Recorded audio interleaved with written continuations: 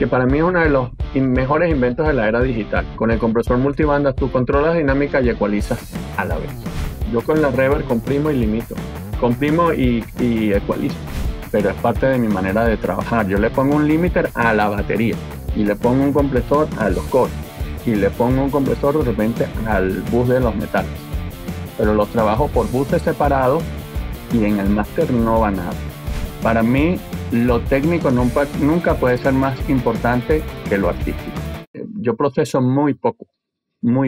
Yo no uso más allá de 5 o 6 plugins por sesión. Este episodio está auspiciado por MacDSP. ¿Cómo estás, Darío? Muchas gracias por estar acá en el podcast. Bienvenido. José Ignacio, no. El que está agradecido soy yo que me hayas invitado, de verdad. Lo primero que te quería preguntar es, ¿cuál crees tú o para ti, cuál es la diferencia entre una mezcla correcta y una muy buena mezcla? Wow. ¿Una mezcla correcta o una muy buena mezcla? Es que es tan subjetivo eso. Porque tú puedes hacer una misma mezcla que yo de un tema y las dos están bien. Mientras la música se entienda bien, el mensaje llegue, también depende del público. ¿A qué público va? ¿A qué público vas a tratar de emocionar? Tú te puedes aferrar más de repente a la letra y otro se puede aferrar un poco más a la parte musical sin tapar la letra. Y es algo muy subjetivo. Es como que yo te diga, la lasaña de este restaurante es mejor que la lasaña de este otro restaurante, para mí. Pero a ti te puede gustar más el otro restaurante. Es muy, muy subjetivo esto. Entonces no te puedo decir yo no creo que exista la palabra perfecta. Precisamente por eso. Porque hay un nivel de subjetividad en el arte que siempre acompaña estas cosas. Entonces no te puedo decir realmente a qué lo... A ver, hay cosas que por lo menos para mí son importantes. Un bajo que te genere un peso, que te genere una estabilidad, ¿no? Para mí eso, por ejemplo, es importante. Y tienen que haber unos agudos que sean bonitos, pero caemos en esto de, bueno, entonces yo puedo decir que los discos de John Mayer no suenan bien porque no tienen agudos. No, eso es una estética. Es parte de una estética. O lo que hacía Peter Gabriel en su momento también. Es parte de una estética y que es total y absolutamente válida, ¿no? El queso parmesano que tú uses, la calidad del queso parmesano va a variar en ese gratinado. Bueno, a mí siempre me gusta hacer las comparaciones con lo gastronómico, ¿no? Pero sí, es así. Hay cosas que sí tienen que estar, de repente hay bajos o hay una presencia que tiene que estar. Y volvemos, el género es lo que acompaña todo también.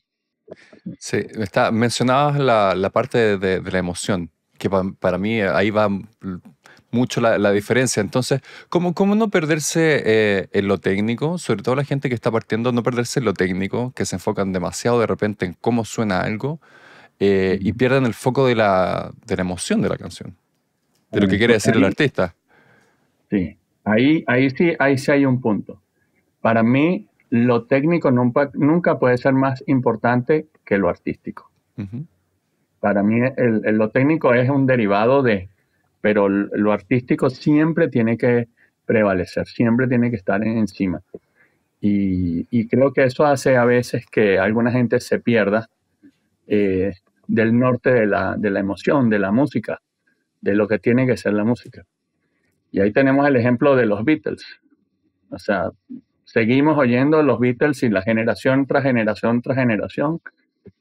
No es que estaban mal grabados, pero tecnológicamente tenían que hacer bounces y bounces sobre bounces y premezclas y la batería de repente está por un lado y tal. Igual seguimos cantando esas canciones. Entonces, ya va. O sea, ahí ese es el propio ejemplo, ¿no? Y hay canciones que han podido sonar mejor, que si tú oyes, por ejemplo, estas bandas que son bandas tributo, como hay una que se llama Genetics, que es una banda tributo de Genesis, y así como hay bandas. Entonces, claro, tú oyes ahora a Genesis con esas bandas y tú lo oyes con una mejor calidad sonora, pero nunca va a ser el Genesis de verdad, que aunque en aquel entonces no sonaban tan bien, era la emoción de los originales, ¿no? Ujú. Entonces sí, te recrea un momento, te recrea una cosa, pero es esa parte, ¿no? Mm, Es mi visión, mm, que la Perfecto. compartimos. Ajá, absolutamente.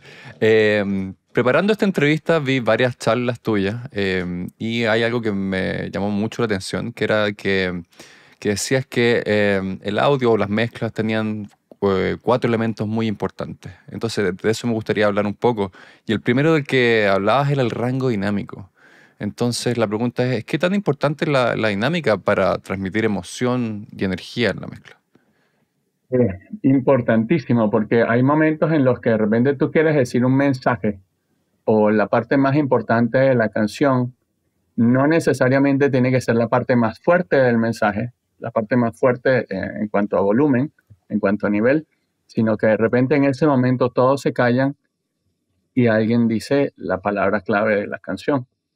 Y por ejemplo, y ahí de repente es donde va a arrancar ese solo de guitarra, Ujú, cuando todos bajan, ¿no?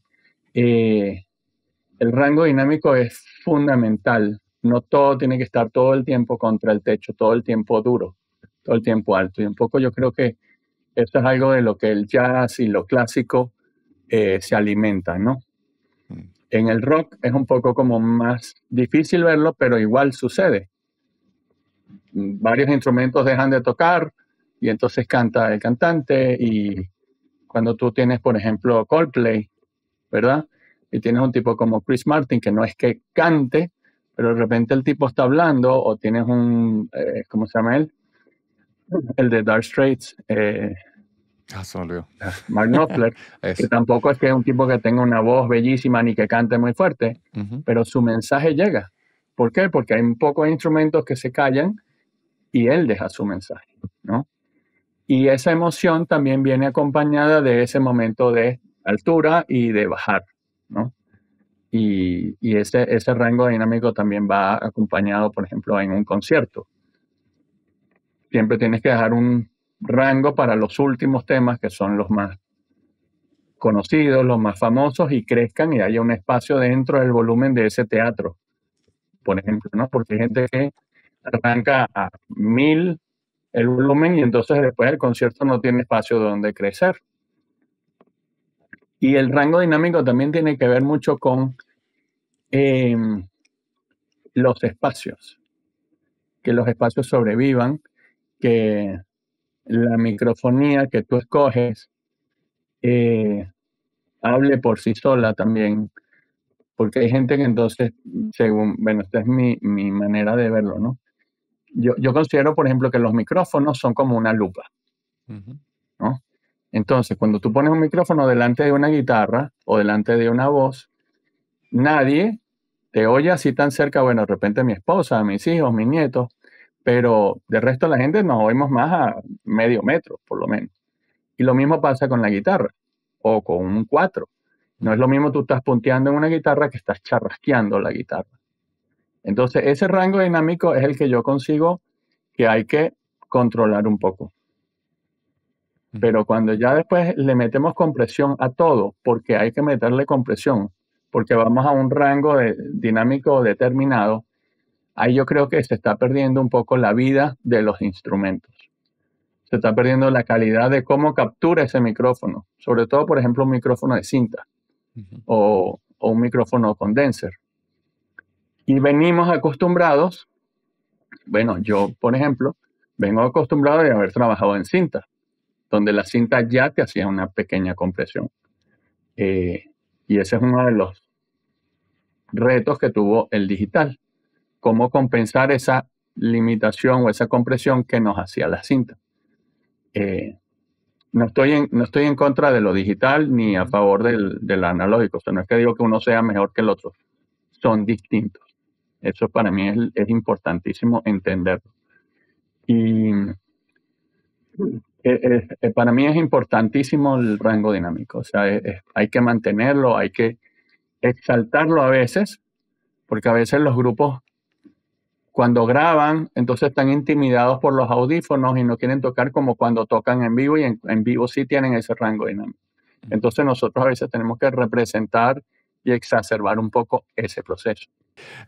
Tantas preguntas que tengo para hacerte. Uno, entonces, hablabas de un poco de la cercanía, que como uno escucha de forma natural a la gente.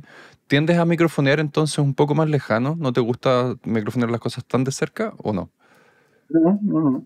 Ah, ok. Microfoneo cercano para que no me afecte tanto el espacio y capturar el instrumento de la manera más nítida. Perfecto. Sí. Ujú. Y lo otro que estabas mencionando, entonces si estos grupos que están intimidados por los audífonos o no era el día o qué sé yo, ¿cómo puedes darle más dinámica a una canción cuando esa dinámica no está interpretada por el artista? Jugando un poco con ella en la automatización, bajando de repente cuando la canción baje más y subir un poco más cuando haya que subir. Hacia ese lado sería, pero eh, a ver, yo le digo a los alumnos que cuando nosotros mezclamos, en cierta manera nosotros mentimos. Ujú. Son mentiras blancas, ¿ok? Pero generamos una realidad que no está ahí. Entonces, esa mentira siempre tiene que ser a favor de la música. Entonces, si la música de repente ellos hacen un crescendo, pero ese crescendo no se notó, entonces nosotros tenemos que exagerar ese crescendo y eso nos va a pasar mucho. O cuando todos bajan, resulta que no todos bajaron por igual o parejo, entonces, bueno, yo voy a hacer que todos bajen parejo. De repente el baterista se quedó más fuerte, entonces baja un poco la batería para que acompañe a los otros que bajen. Es a través de ese proceso de repente de automatización, de colorear un poco, de repente generar el efecto de que ¿cómo se llama? Hay un cambio de rango de dinámica, y ese cambio de dinámica también está acompañado con un cambio de color.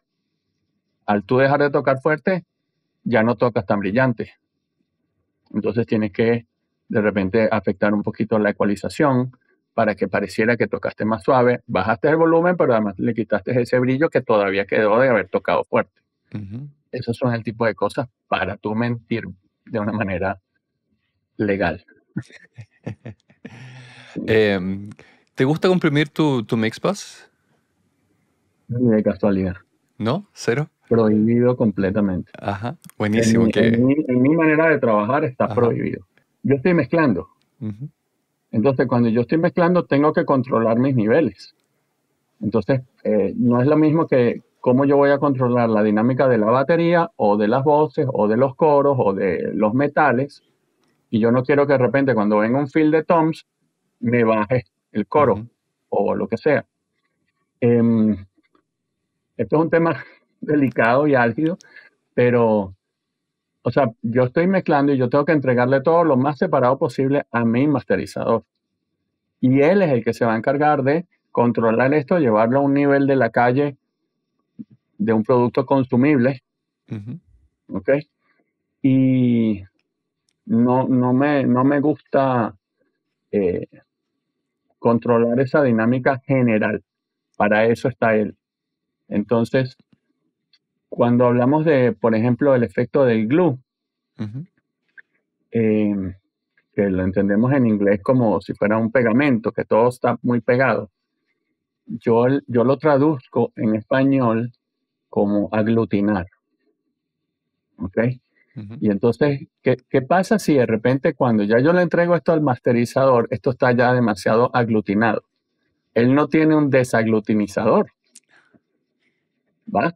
Entonces, el aglutinar es como que nos vamos a poner todos en ese cuadrito que está ahí. ¿Y qué tal si el cuarto final era más grande? Ya no, ya estamos todos pegados. Ya no lo Ujú. puedo desaglutinar. Entonces, y esa es parte, por ejemplo, de mi manera de trabajar. Eh, no creo que debamos controlar dinámicamente de la misma manera todo en la mezcla. Eso se va a hacer a la hora de masterizar. Y esa Ujú. persona va a ser una sola persona que lo va a hacer y ya. Entonces, esa es parte, yo no sé si es parte de mi sonido o no, pero es parte de mi manera de trabajar. Yo le pongo un limiter a la batería y le pongo un compresor a los coros. y le Ujú. pongo un compresor de repente al bus de los metales. Pero los trabajo por buses separados y en el máster no va nada. En el máster solamente medidores y ya. Ujú. Perfecto. Ni EQ, nada, cero, solamente un medidor. Menos que Ajá. menos. Porque si precisamente tú estás mezclando, si algo necesita Ujú. cambiarle el color, vas directamente a eso que te está cambiando el color y no se lo vas a afectar a otra cosa, ¿verdad? Ujú. Si me faltan bajos o hay una frecuencia que me está molestando, voy directamente a esa flauta que me está molestando o a ese instrumento que me está molestando. Para eso estoy mezclando. Pero Perfecto. sí sé de gente y mucha gente que necesita tener algo en el mix box. Si eso es lo que ellos necesitan para mezclar esa canción de esa manera y defender la música desde ahí, bienvenido sea. Yo no. Ujú.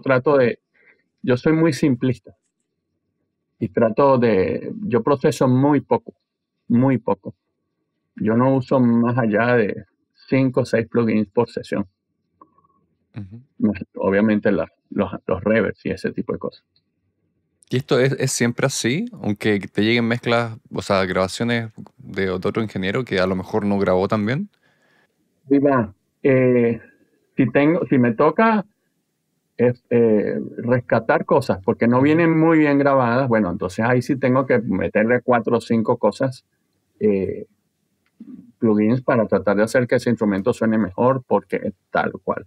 Ujú. Tengo el caso, por ejemplo, una vez que era un disco tributo a alguien y uno de los músicos usó un instrumento con el que él había tocado en Venezuela con ese artista.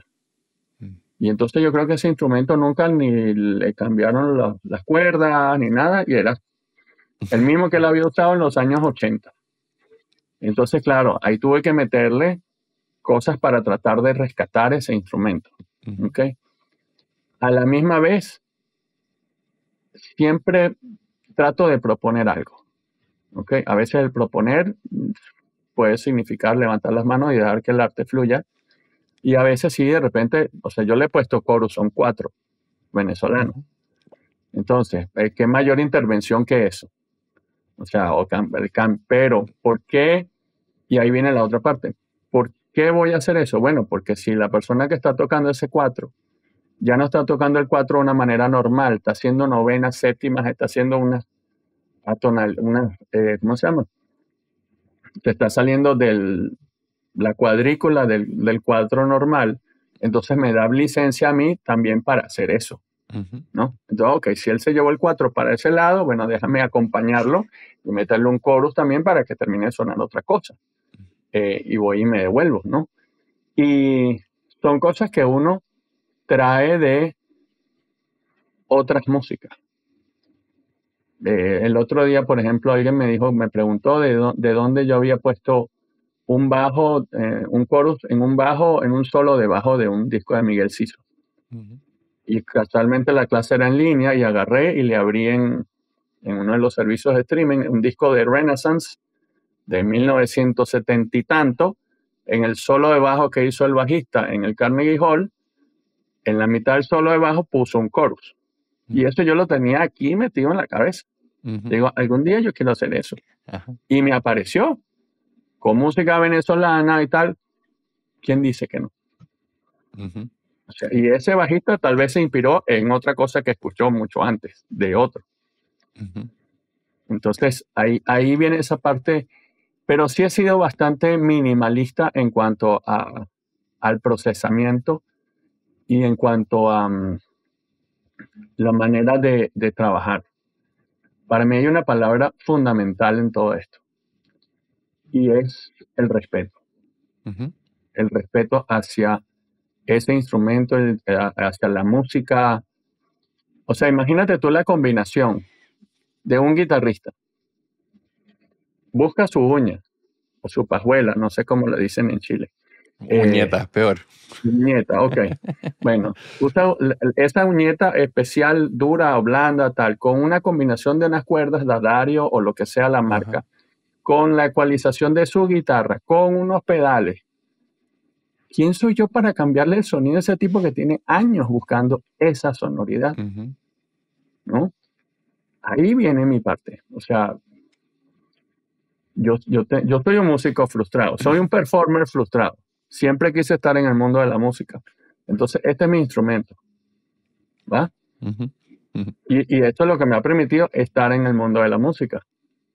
Pero entiendo mis limitaciones y como en la vida, porque a mí me gusta hacer muchas analogías con lo que pasa en la calle, es el respeto. El respeto es fundamental para esto. Entender ese arreglo, entender ese instrumento, eh, entender la situación, conectarte con la canción, de qué va la canción, cuál es el público, cuál es la idea y déjame ver en qué sentido yo puedo aportar. Y siempre tratar de sumar, pero sumando desde eh, la humildad, dígase de cierta manera. Aunque cuando uno habla de humildad deja de ser humilde, ¿no? Pero me refiero a entender que yo no soy el músico. Y entonces esta combinación, amplificador, guitarra, pedales, cuerda, uñeta, ¿por qué voy a venir yo a cambiarla porque no me gusta? ¿Quién soy ujú. yo? Y eso es muy invasivo. Eso es muy, de cierta manera, egocentrista desde el lado técnico. Porque tengo la posibilidad de hacerlo, lo voy a hacer. No, esa no puede ser una razón. Esa para mí es una falta de respeto. Ujú. O porque compré un plugin anoche. Entonces lo tengo que usar hoy. No, ya va, que si esta música no necesita plugins. Esto suena bien todo como está. Y sobre todo hoy día, que la microfonía es bastante decente, Mm. los interfaces son súper decentes, son muchísimo mejor que lo que teníamos. Todos trabajamos a 24-48, lo cual quiere decir que todos estamos trabajando en unas ollas inmensas y ahí es donde uno tiene que decir, ya va, aquí Ujú. no hay absolutamente nada que intervenir. Y eso aplica incluso a los instrumentos virtuales que estamos teniendo hoy en día. La mayoría de los instrumentos virtuales son maravillosos. Entonces, los sampleos de batería, bueno, esta batería la sampleó fulanito de tal, la tocó menganito en tal sala, con tal micrófono, con tal preamplificador. Ah, pero yo después que me gasté una fortuna en instrumento virtual, encima voy a manipularla. Déjalo ser. Ahí tienes a, no sé, Steve Gadd, Peter Erskine, o como se llama el baterista, Ujú. para ti solito. Mm. Déjalo ser.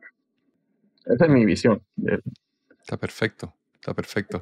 Sí, me acuerdo mucho hace, no sé, de haber sido hace 20 años, un grupo que estaba trabajando se compró un teclado justo antes de entrar a grabar y querían poner ese teclado en todas las canciones. Y yo les decía, no, que sea al revés, que sea la canción la que te pida el teclado y no al revés.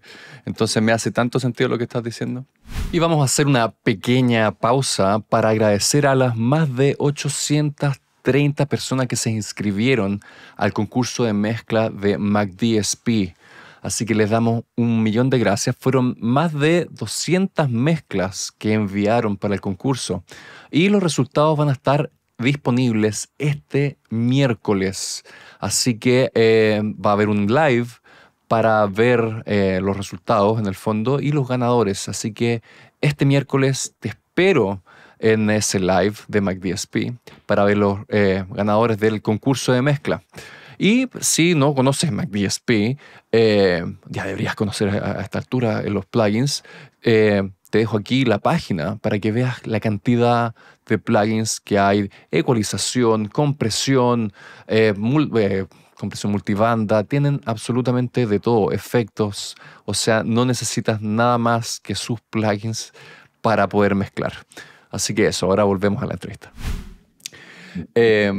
Pregunta, ¿qué instrumento sueles comprimir y cuál instrumento nunca comprimirías o a lo mejor no comprimes muy poco o no sé?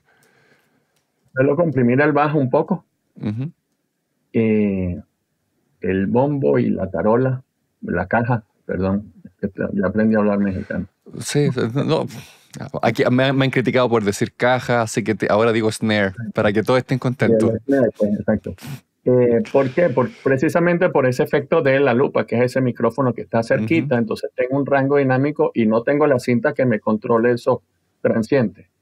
Entonces, esos dos, por ejemplo, siempre los controlo un poco los transientes y ya. Uso una herramienta, disculpa, que para mí es uno de los mejores inventos de la era digital, que es el compresor multibandas.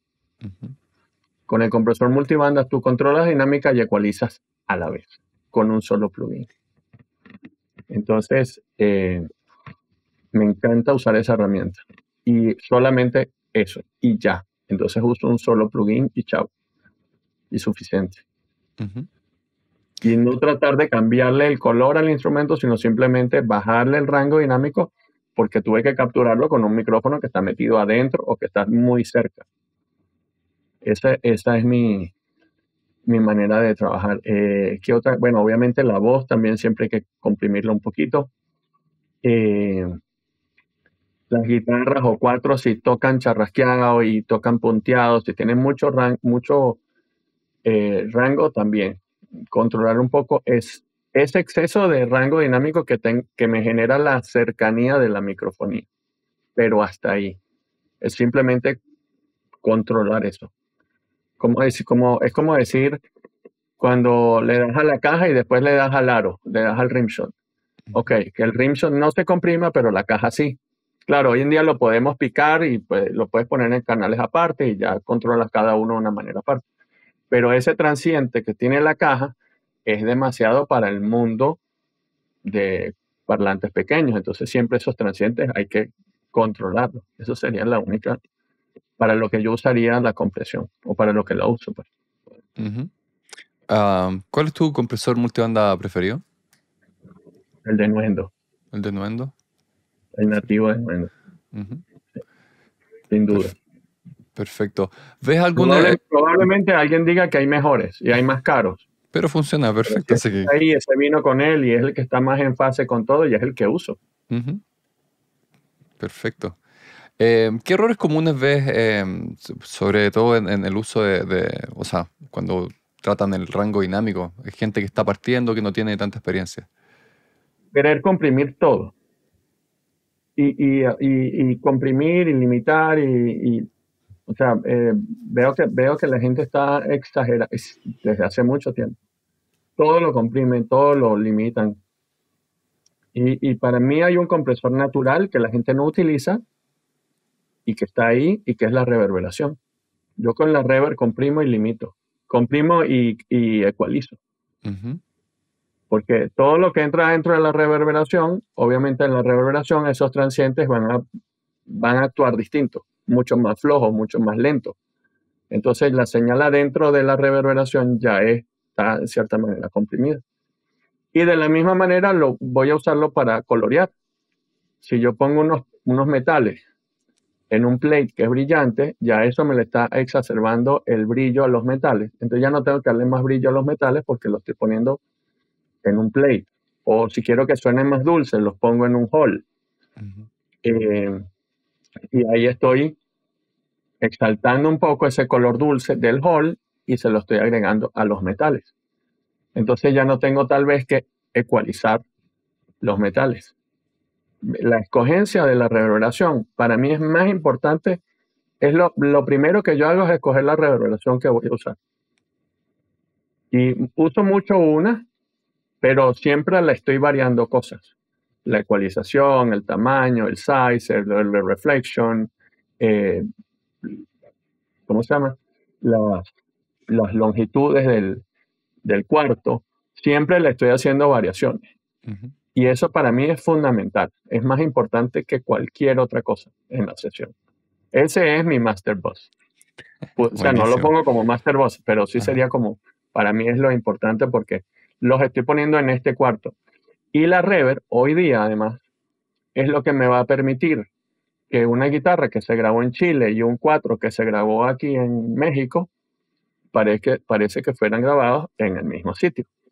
Y además me va a ayudar a que la canción 1 y la canción 5 del EP tengan un color que los unifique a través del uso de la misma reverberación. Entonces, la reverberación es una herramienta muy, muy importante para mí en mi trabajo. Yo vengo de trabajar mucha música acústica o música que supuestamente es acústica, pero fue grabada en unos cuarticos terribles. Entonces yo tengo que hacer que estén en esos espacios de una manera bien, pues, ¿no? Entonces, para mí eso es fundamental, generar ese buen espacio para que de repente puede ser mínimo, súper cortito, que lo notas si lo quitas. O sea, si lo estás oyendo la señal, no piensas que hay un espacio hasta que lo quites. Si lo muteas, mira, no sé, había un espacio. ¿Okay? Porque todos vivimos en espacios, pequeños, grandes, brillantes, opacos, lo que sea. Entonces es parte un poco de simular eso de la vida misma. Y cuando quieres compartir, no sé, o está la guitarra grabada acá y el resto grabado en México, lo que sea, el reverb lo mandas a un auxiliar, o sea, los instrumentos lo mandas a un auxiliar y de ahí comparten un mismo reverb, o lo haces de alguna otra forma. No, pongo la reverb como si fuéramos en la época analógica, lo pongo en un auxiliar y voy enviando de los distintos instrumentos a esa reverberación. Es una Perfecto. manera de democratizarla y que todos puedan beneficiarse de esa reverb. De repente no voy a enviar la misma cantidad a todos, pero entonces siempre tengo una reverb larga, una reverb corta o mediana de 2 tamaños y eso lo voy enviando a los distintos y ya con eso tengo. Perfecto. Entonces también ahí va la parte. Tenemos que administrar recursos. Yo veo mucha gente que entonces siempre inserta efectos y procesos dentro de los canales y cuando vas, no, pero es que ya no me cabe más nada. Recuerdo una vez que estábamos revisando unos trabajos de grado y el alumno tenía, no sé, como 30, 40 plugins puestos en la sesión. Y cuando voy a ver, ¿qué reverberación estás usando? Bueno, es que no pude usar nada porque ya la computadora no daba. Y entonces tuve que usar esta reverb, que no la voy a mencionar, que no es la mejor reverb del universo, era la nativa del programa. Y dije, espérate, ahí es donde tú tienes que haber puesto tu mejor esfuerzo. Porque estás usando un pocotón de plugins que lo puedes haber hecho con cualquier cosa para usar filtros que no tenías que usar de marcas súper costosas y la reverberación dejaste lo peor de lo peor que tenías ahí. Entonces, obviamente, esto no suena. De nada sirve. Porque hay algo que los muchachos y la gente no termina de entender. Que el oyente no sabe con qué está mezclado esta canción. Si está mezclada con Logic, Reaper, Nuendo, Pro Tools. Ni sabe qué plugins tú usaste. La gente lo que va a saber es si esta canción me emociona o no, me hace mover la patica o no. Eso es lo que a la gente le interesa. Si subiste el solo cuando viene o no subiste el solo. Tú puedes tener el mejor equipo del mundo. Tú puedes tener el mejor plugin, la mejor marca de plugin que tú quieras. Si no subes el solo cuando lo tienes que subir, ¿de qué sirve todo eso? De nada. Nada. O si esa frasecita del cantante o del actor en la película, cuando el tipo le dice, es que yo no te quiero, y no subiste el no, porque se lo tragó el tipo hablando, y es la frase final de la película, cambia el sentido de la película 180 grados, porque no hiciste esa automatización del no te quiero. Y entonces la gente, no, mira, pero al final sí lo quería. No lo quería, pero el que mezcló no se percató de ese detalle. Y ahí eso lo puedes hacer con Reaper, Pro Tools, lo que sea el programa. Si no lo haces, de nada sirve. Y entonces ese es para mí el valor más importante de nuestro trabajo es el tiempo. La calidad del tiempo que le dedicamos. Tú puedes mezclar en toncitos de 20 minutos cada rato. Pero que esos 20 minutos no tengas el teléfono ahí que te distraiga, no tengas nada que te estás concentrado en la canción. ¿Tienes que ir a hacer otra cosa? Ok, baja y cuando te sientas otra vez, estás concentrado en la canción. Ujú. Eso es parte de algo que a mí me gusta hablar, que es una frase que inventé con mi masterizador, con Jesús Jiménez, que es agradar y no agredir. Nosotros tenemos que agradar a esa canción, no agredirla. Y esa agresión puede venir queriendo usar un plugin que compré anoche, queriendo, ay, es que me da flojera subir esta automatización, porque tengo que abrir la ventanita del volumen y tengo, no, déjalo así, de ahí se oye. Eso es una manera de agresión. Estar sentado mezclando después de haber pasado un mal rato con alguien, ponte, o con de alguna situación que le pasa a uno normalmente en la vida. No, ponte en buena onda y trabaja para esa música en un buen estado emocional. Ujú. La canción no es culpable de tus problemas. Exacto, eso también es algo que quería hablar al final de los hábitos. Pero, ¿y cómo lo haces si tienes que mezclar un día una canción que es triste o al revés? Una canción que está muy arriba, energía, muy feliz y estás triste. ¿Prefieres parar ese día y decir, no, hoy día no voy a mezclar esta canción? Me ha pasado, me ha pasado. Si me toca una canción triste, si me toca una canción alegre, me alimento de la canción. Deja que esta canción me ayude, Ujú. ¿va? Ahora, si te toca mezclar una canción triste y tú estás triste, no vas a contribuir. Entonces, hay mecanismos muy sencillos hoy en día. O sea, todo el día, todos los días nosotros tenemos razones por las cuales estar mal. Ujú. La nevera está haciendo un ruido raro, el perro no está comiendo, cosas mayores y menores. En uno está saber dividir y separar los problemas y que los problemas no lleguen aquí al escritorio. Ujú. Esto es ser profesional. Entonces, ¿cómo lo vas a hacer? Ah, mira, te pones a ver un video de Lelutier, te pones a Sí. oír una canción que te alegre el espíritu. Yo, por ejemplo, uso mucho cosas de Pat Metheny, que a mí me encantan y me levantan el espíritu. O ves un video de algún comediante, qué sé yo.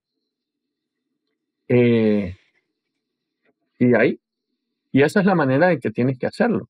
Ujú. Esa es parte de ser profesional. Eh, a mí me han tocado situaciones como a muchos, lo que pasa es que yo las ventilo. Eh, a mí me tocó estar en una prueba de sonido el día que mi mamá cayó en coma Oh. y tuve que seguir haciendo la prueba de sonido, hacer el concierto y ya. Ujú. Eh, y a los 4 días a la semana, después que al día siguiente que la enterramos, me tocó hacer varios conciertos súper complicados que yo hacía main y monitor. Ujú. Entonces tú dices, bueno, yo lo puse como que, bueno, esto es un reto que me puso el chibudo, a ver si realmente yo sirvo para esta carrera o no. ¿Ok? Ujú. Y siempre vamos a encontrar razones para estar mal. De la misma manera vamos a encontrar razones para estar bien. Entonces agarrémonos de las cosas para bien.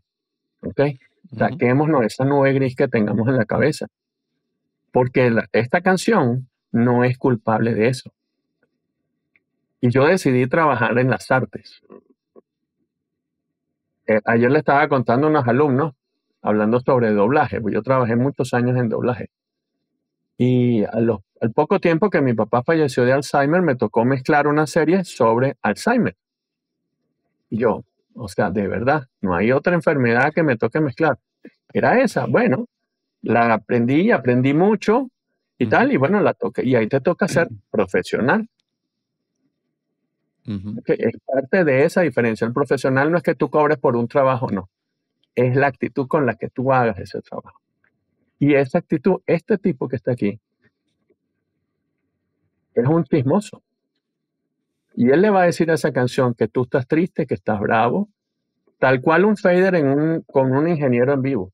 Ese Ujú. fader le va a estar diciendo a la cantante que tú estás atento, no estás atento, tú estás triste, tú estás bravo, y no puedes dejar de subir y estar pendiente y oyendo. Entonces, los factores de distracción cada vez son mayores, de la misma manera que cada vez también son más discretos. Ok, tenemos un teléfono que nos distrae, tenemos otras pantallas que nos distraen. No, olvídate, concéntrate. ¿A qué hora? Conoce tu cuerpo, conoce tu espacio. ¿A qué hora te puedes concentrar mejor? En la mañana. Levántate más temprano y aprovecha el silencio de la mañana y puedes trabajar mejor. Son ese tipo de cosas en aras de trabajar bien. Perdón.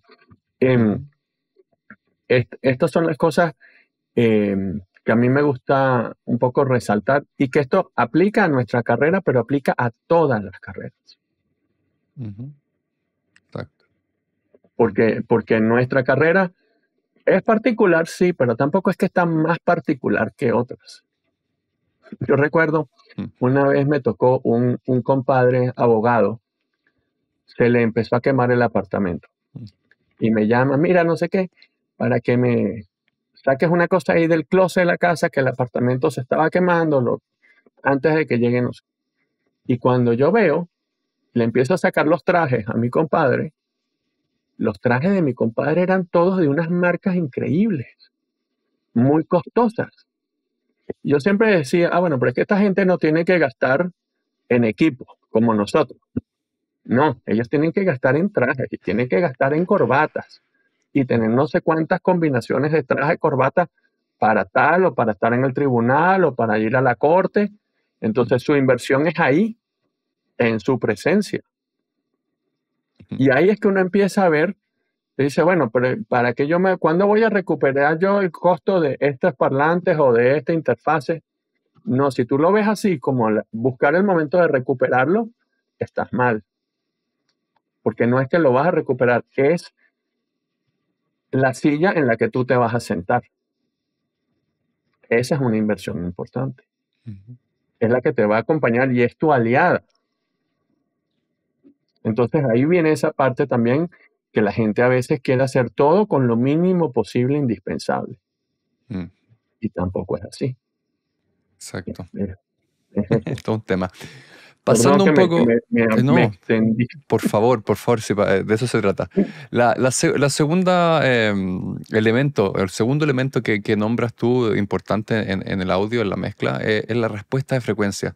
Entonces, antes un poco eso me interesaba también saber cómo partes la mezcla, cómo es tu proceso para partir la mezcla. Yo parto desde el comienzo de la canción. Ujú. Levanto todo, escucho todo lo que está y empiezo a armar mi secuencia desde el principio de la canción. Y ya ese principio de la canción tiene que engancharme. Y tengo que hacer que el oyente esto le llame la atención. Ujú. Y empiezo a entender el tema. Lo digo así porque sé de ingenieros exitosísimos que de repente se enganchan con una parte de la canción, con el coro o con el verso. Y entonces de ahí, una vez que desarrollan el coro, se van a los lados. No, yo siempre voy desde el principio de la canción. Y voy desarrollando y voy buscando los distintos instrumentos. No soy de los que se queda pegado una hora con el bombo, la caja, el snare, no. Yo voy armando, viendo qué es lo más importante. Si es cantado, entonces la voz ya la empiezo a trabajar, los espacios, la sensación, la historia. Desde ahí es que empiezo a trabajar la canción. Ojo, ese orden no es un orden, el orden del 4x4 ese que tú mencionas, no es estricto. Simplemente son esos 4 elementos del audio que para mí son fundamentales. Ujú. Cuando hablo de la respuesta de frecuencia, es que tenemos que usar el máximo de 20 a 20 lo más que podamos todo el tiempo. No importa si al final nosotros vamos a escuchar música en unos audifonitos. ¿Ok? Yo voy para ese audiófilo que tal vez a lo mejor va a escuchar la canción. O que, como le digo yo a los alumnos, para ponerle este factor de fama, que de repente en un festival de Lollapalooza, el DJ que está poniendo música entre artista y artista, se enamore de tu canción y en ese festival de Lollapalooza, a 120 dB, tu canción tiene que sonar como los dioses. Ujú. ¿Ok? O en los créditos finales de una película. Y al final, si está muy bien mezclada, así sean los huesitos de audífono, también se va a notar que suena bien. Y ahí tiene que estar todo el espectro. Los bajos que te emocionen, los agudos que te alegran, los medios que te cuentan la historia, todo tiene que estar ahí.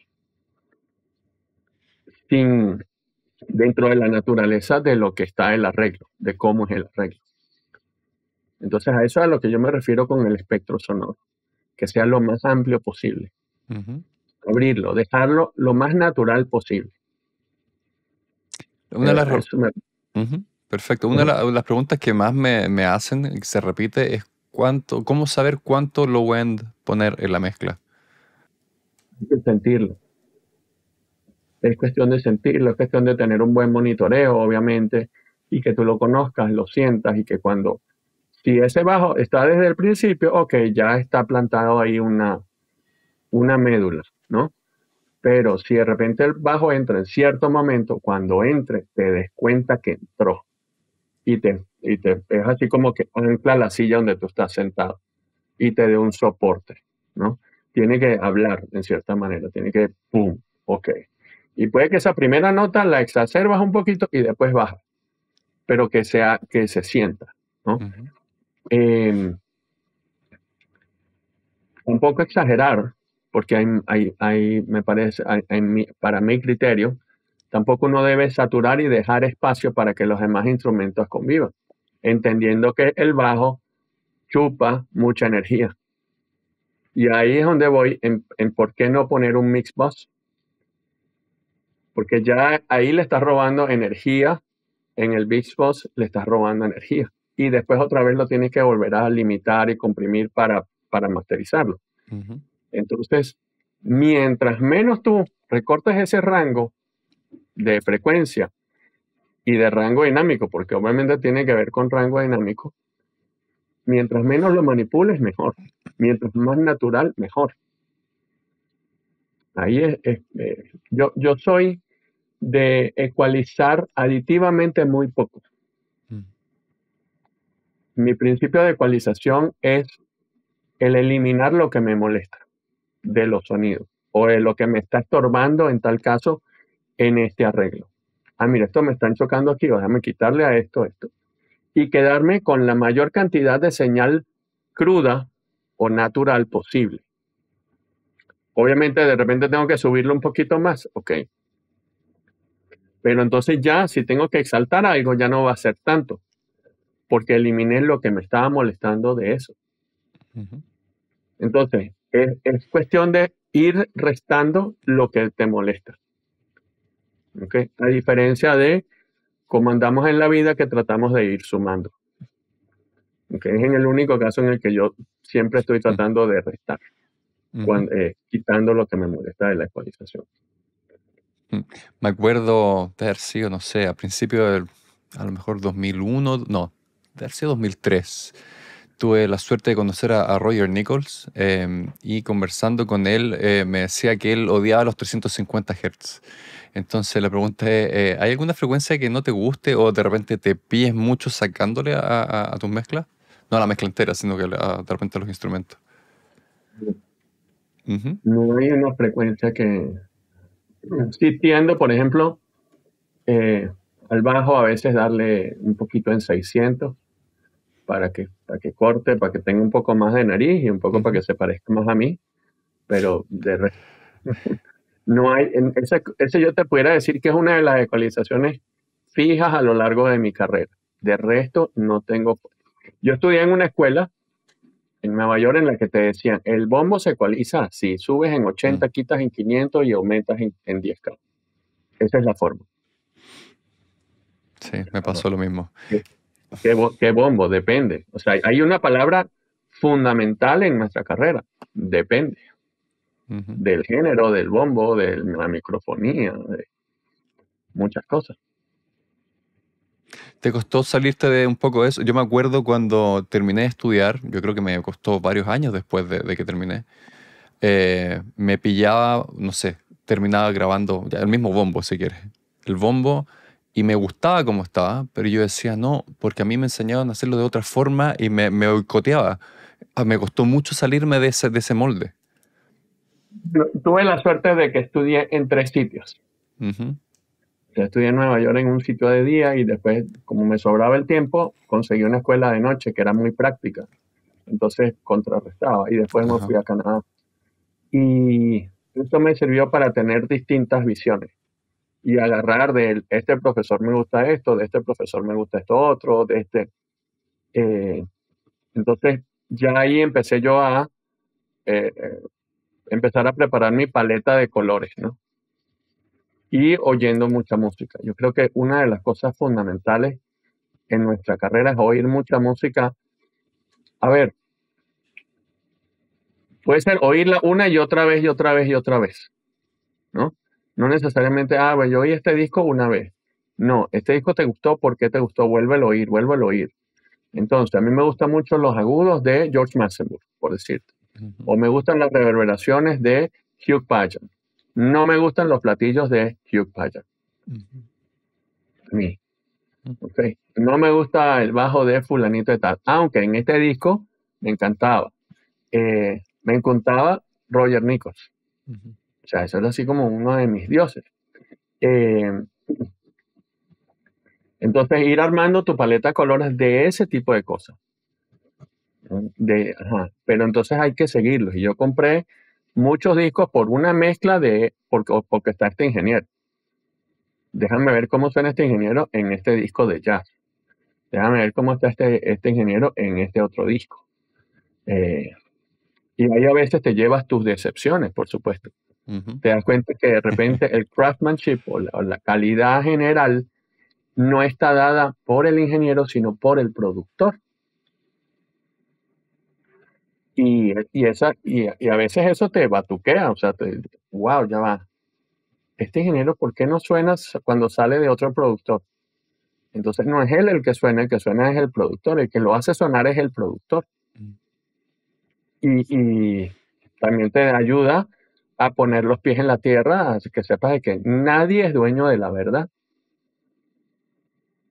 Hay mucha gente que se cree dueña de la verdad. Y yo creo que eso es uno de los mayores errores. Porque no hay una sola verdad, lo que estábamos hablando al principio.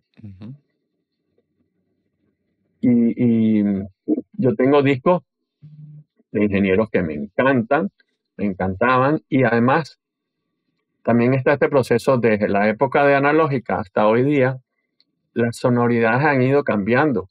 En lo digital empezamos a volvernos locos con los agudos, porque ya ningún disco nos los iba a reventar. Y entonces empezamos a sonar todos muchísimo más agudos. Entonces después empezamos a bajar. En los 80 y 90 todo el mundo usaba las reverb y todo tenía mucha reverb. Y en los 2000 alguien dijo, ya basta, se acabaron las reverb, por favor. Y entonces se vino todo para el frente. Y esos cambios son buenos que pasen. Entonces el otro día alguien me estaba poniendo unas cosas de salsa y entonces ahora en la salsa, perdón, están usando chorus, están usando delays en algunas cosas, ¿no? Yo digo, bueno, finalmente se lo están trayendo para ese mundo a ver si le sirve o no le sirve, ¿no? Y es parte de esa búsqueda de hacer que las cosas sean actuales, estén acostumbradas a los oídos que estamos, porque los oídos también se van educando. Entonces es parte también de la búsqueda.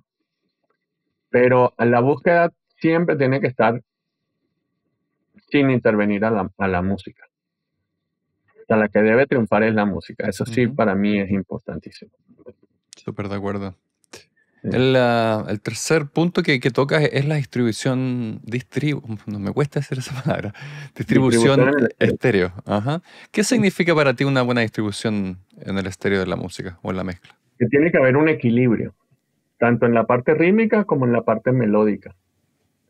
¿Ok? Tú no puedes tener todo el ritmo de un lado, ¿ok? O que haya más elementos rítmicos de un lado,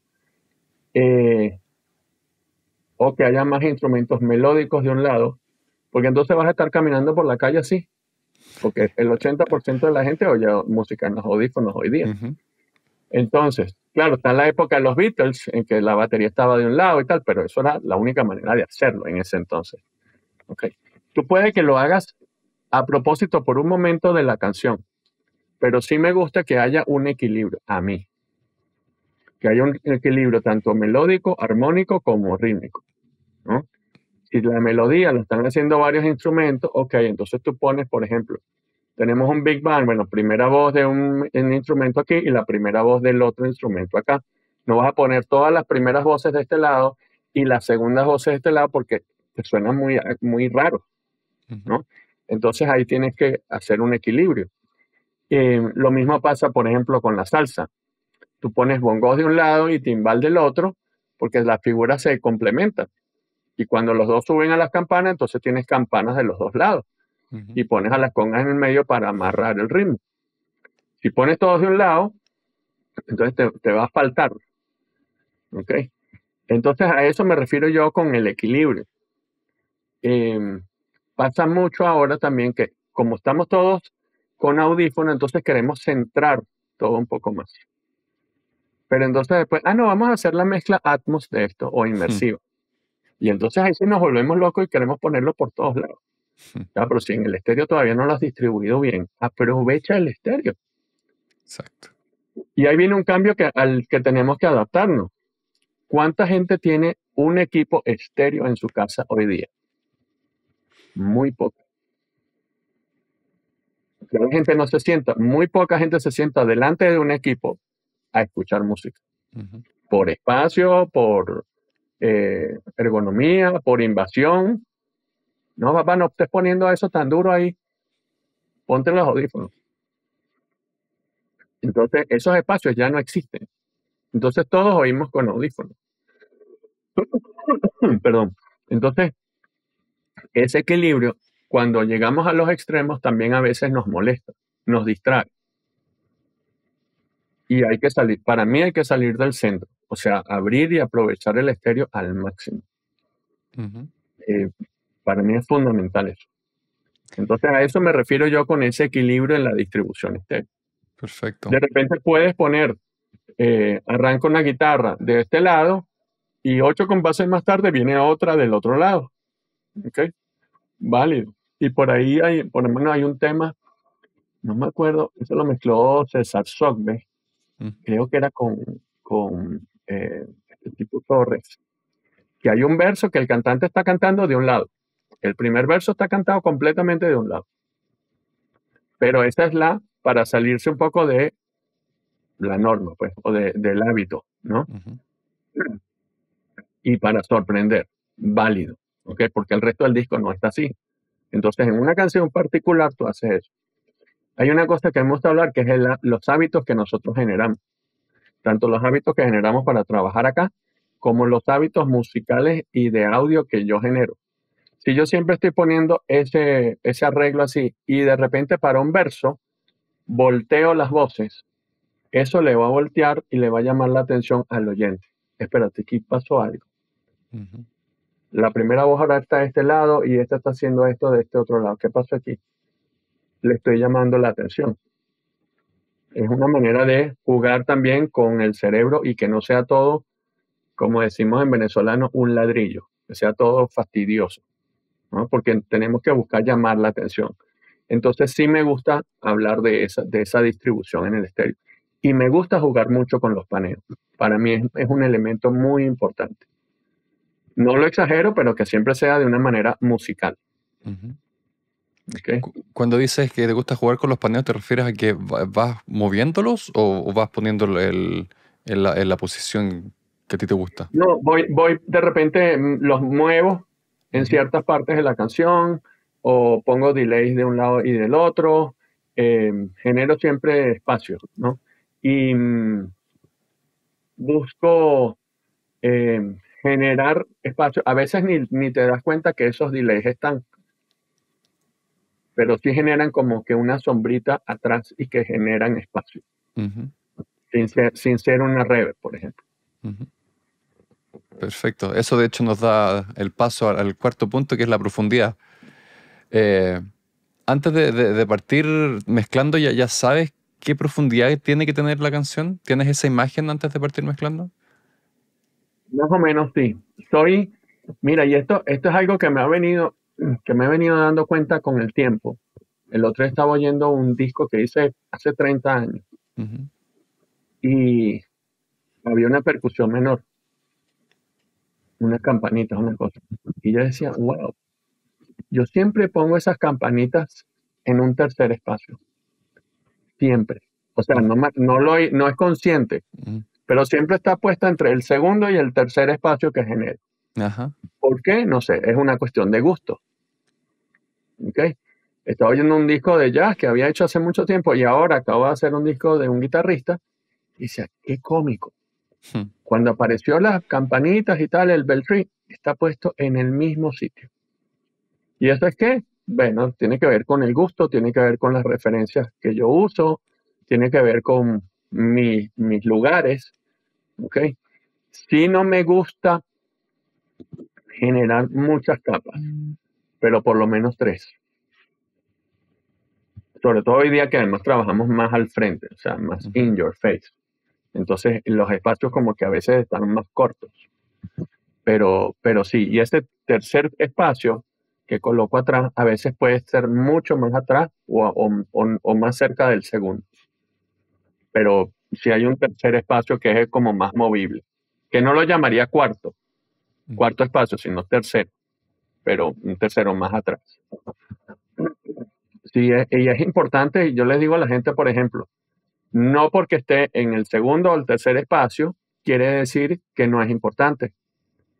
Porque si no, no hubiésemos escuchado nunca los solos de David Gilmour, por ejemplo, que Ujú. están atrás, pero son inmensos y te cantan la melodía, ¿no?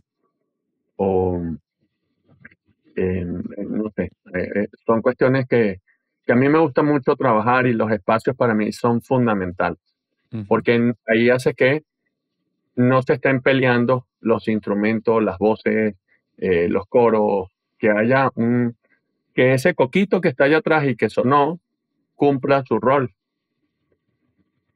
Y eso viene de, no sé, de escuchar música. Dire Straits, por ejemplo, para mí es un ejemplo típico de cosas con mucho espacio. Genesis también tenía muchos espacios. Y eso son cosas que para mí son fundamentales. Eh, hay cositas que yo sé que están allá atrás y yo igual las canto. Ujú. O un platillito, un coquito que está allá atrás. Dire Straits, por ejemplo, en eso era maravilloso, Ujú. en generar esos espacios. Y eso son cosas que entonces uno se lo trae para la música folclórica venezolana, que es parte un poco, no es que uno sea original, no, no, no, no, no, estas son ideas que yo me traje de otra música y las aplico acá. Ujú. Y estos espacios, ¿cómo vas creando estos espacios? Porque en el fondo podría ser volumen, ecualización para que sea más, o sea, menos volumen para que se vaya para atrás también más opacos a lo mejor y con más reverb o algo así. La cantidad de reverb, ni siquiera me ocupo de ponerlo más opaco. Ya la misma Ok. reverb, al ponerle más reverb, ya me la está haciendo más opaco. Ujú. Y posicionamiento hacia los costados, eh, siempre trabajo, estas cosas sí las abro para que Perfecto. generen como una respuesta por allá. Ah, que de repente es una sola respuesta que hay, ok, ping, aparece por allá. Pero no, como te digo, con la misma reverb ya eso me va a cambiar Ujú. el color y el sonido. Entonces, al ya tener más reverb, y no es que le pongo una reverb eh, eh, según otra reverb para ese espacio, no uso la misma reverb que hemos estado usando.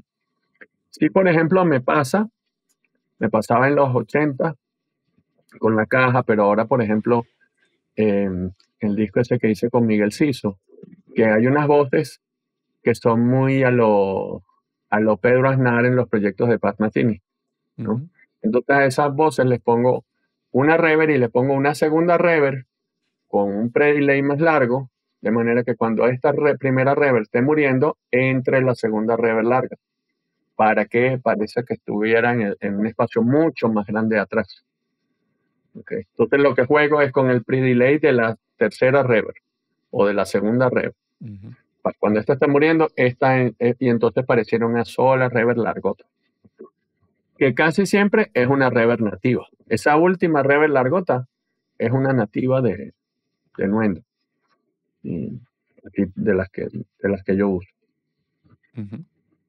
En una de tus charlas también decías que, a ver si puedo replicar bien y no me equivoco, pero más o menos decías que las últimas 4 horas de tu mezcla te concentrabas en el 20% más importante de la canción, o algo así, o el 20% que realmente hacía la diferencia de la canción. Entonces, te quería preguntar en qué cosas te estás concentrando en esos momentos. Automatización. Ujú. O sea, el cuento es así. Yo puedo poner un ejemplo, que me tardo 10 horas en una mezcla. Y de esas 10 horas, como a las 4 o 5 horas, ya yo tengo casi el 80 o el 90% del tema listo, del balance. Y me gasto 5 horas más en ese 80 o 20% que falta. ¿En qué me lo gasto? ¿Qué es lo que es tu pregunta? En esas automatizaciones, subir esta frasecita, bajar esta cosita que me está molestando, abrir este delay un momento para este lado, eh, en esas automatizaciones, en hacer que la gente mueva el pie. Ujú. Que eso no importa si estás en Nuendo, Reaper, tal, esa es la parte importante. Hay una cosa que sí muchos ingenieros dicen, que es que las mezclas no se terminan, las mezclas se abandonan. Yo no estoy de acuerdo con eso. Ujú. O sea, ya yo cuando tengo ese 80%, ya está lista para salir a la calle. Faltas son estos detalles, ¿no? Una mezcla es como un hijo, en cierta manera. Tú los preparas a que salgan a la vida y sean seres de bien, Ujú. ¿ok? Yo hubiera querido que mis hijos vivieran más tiempo con nosotros. La vida no lo permitió. Pero eso no quiere decir que ellos no estaban preparados. Ya ellos estaban preparados para afrontar la vida. Lo mismo pasa con una canción. Tú la preparas para que esté al lado de otro disco en una discotienda, de la época de las discotiendas. Entonces, ¿me le pude dedicar más tiempo a esta canción? Sí. Y esta frasecita, subir esto, y siempre vas a encontrar cositas que puedes cambiar. Pero ya el tema está preparado, ya está listo para asumir la calle. Eh, Me pasó que el disco de C4 Trío con El Pollo Brito, de repente, fue uno de los discos más rápidos que yo hice en mi vida. Y ese disco se ganó el Grammy Ingeniería. Entonces, ¿qué pasó ahí? Ahí hubo creo que 2 temas que no me dio chance, no me dio tiempo de ese 20 o 10% extra. Ujú. Pero ahí está, salió y a la gente le gustó y sonó. Que de repente yo oye, a mí me hubiera gustado subir eso un poquito más, pero no está mal. ¿Ok? Ujú. ¿Por qué? Y ahí va la cosa. Mucha gente gasta mucho tiempo cambiando los sonidos. Entonces ahí se le va la vida. Y mientras tú más variantes generes, más variables vas a tener. Entonces, al tú trabajar con las sonoridades originales, estás resuelto. Ujú. ¿Quién soy yo para cambiarle el sonido de saxofón a, no sé, Michael Brecker? Tú sabes el sonido de Michael Brecker, la caña, la agarradera, los dientes, el saxo, tal, cómo sopla. Pero tú vas a... No, hoy en día no hace falta. Cada instrumentista tiene su sonido y es lo que lo identifica. ¿Quién eres tú para cambiar ese sonido? Y de ahí la gente pierde muchísimo tiempo. Y el tiempo es que dedicarlo es en la automatización, Ujú. en subir que esto está en su sitio, que tal, que el tema empiece de una manera, te enganche, llame la atención y la evolución del tema. Ahí es donde está la chamba, pues el trabajo, ahí. Con qué programa lo hagas es lo que menos importa. Todos lo pueden hacer. Darío, 1 millón de gracias por Sí. tomarte el tiempo. La verdad que ha sido muy enriquecedor hablar contigo. No, a ti de verdad, Josina, es un gusto inmenso y un honor estar aquí a poder charlar aquí un poco.